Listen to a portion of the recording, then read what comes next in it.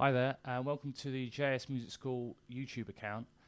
I've been asked some various people on my WordPress blog, which I'm now all going to move over to Blogger, to have some videos or MP3s to help people out a bit more, giving kind of visual or oral representation of what I'm writing about. So what I'm going to do is concentrate on the improvisation blogs. So I've done a series of improvisation blogs to help you, really go through all the processes you need to become, really great at improvisation. So the first thing we're going to do is just go through the 5 shapes of the minor and major pentatonic scales. So these are 5-note scales and are absolutely unbelievable for creating riffs, melodies, solos. Later on, I'll tell you how to, link them together with chord progressions, because a lot of people know how to play a scale, they don't know how to actually integrate it with a certain chord progression. So we'll do that later on. So the first thing we're going to do, 5 shapes of the minor pentatonic. So one thing to notice on the diagram is that the blue dots are all the root notes. So if we start on an A minor pentatonic, those 3 blue dots on the first shape will be an A. So it's the same with all the other shapes. Becomes really important for phrasing. When you first start off, the start or end on a root note. It just helps you really kind of get to grips with the scales. So I'll just go through the 5 shapes. So if you did A minor pentatonic, you're going to start first finger, 5th fret of the low E string. So again, also be conscious of going down, up with your right hand. Alternate picking is really important. A lot of people just do down, down, down all the time. It's not going to help you. So down, up, down, up, down, up. And also use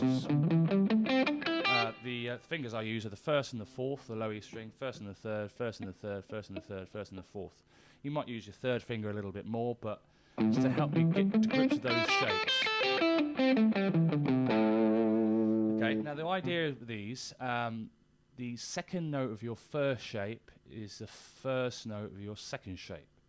You're just continuing the scale. So it's still the same 5 notes, just starting from the second note.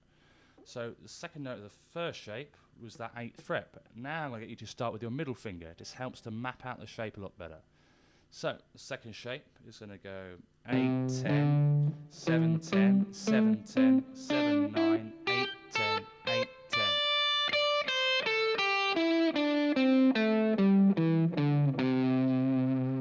Okay. So now the third shape, so the same process applies. Second note of your second shape is the first of your third. Okay, so it's going to go, I call this the zigzag shape. And I'd advise using your 1st and 3rd fingers for the whole shape. So really nice, it just helps you to remember it a lot better. So 10, 12, 10, 12, 10, 12, 9, 12, 10, 13, 10, 12. Then come back down as well. So that's the 3rd shape. 4th shape, you're going to have same process applies. Second note of your 3rd shape is the first of your 4th shape. So this is going to go 12, 15, 12, 15, 12, 14, 12, 14, 13, 15, 12, 15. Now 5th shape is going to start from the 15th fret. So it's going to go, I actually recommend using the 1st and 3rd for this one as well. Just especially in this part of the neck when the frets are kind of close together.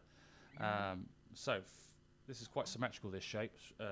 Same with the first one. I'll say the 1st and the 5th are the easiest to absorb to start with. So 15, 17, 15, 17, 14, 17, 14, 17, 15, 17, 15, 17. So the idea is you want to practice this in every single key. So there's 12 keys, and the idea is obviously, there's the frets are wide down here, so the shapes may feel slightly different. The idea is to practice it all 12 keys. So stuff I did in F, second shape, and so on. The idea with the major pentatonic, they're actually the same shapes, but they just function differently, like the idea of the root notes changing. So whereas the second shape of the minor pentatonic, we had our root note on the D string, so the idea is it all functions around that A for the A minor pentatonic. The idea is if you take that first note of that second shape, and that becomes the root note for the major pentatonic. Again, the more you do it, the more you'll get used to it, and then we'll go through this in more detail later on. But the idea is they're the same shapes. Your first note of the second shape is your key note. So say if we did G major pentatonic, start on the 3rd fret and start with your second shape. So you also probably remember the film, the song My Girl. Just runs through that, the major pentatonic. So it's quite a good sort of reference point, that song. So yeah, you're literally going to go, the root notes have changed, as you can see on the diagram. So it's the second shape, start from the 3rd fret. Well, now that's your first shape. The second shape was your 3rd of the minor pentatonic, start 5th fret. 3rd shape.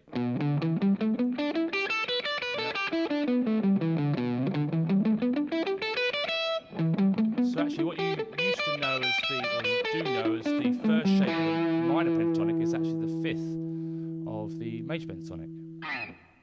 Cool, so again, go through that in all keys. Just to reiterate that learning these shapes is just the start of being able to use them to improvise, yeah?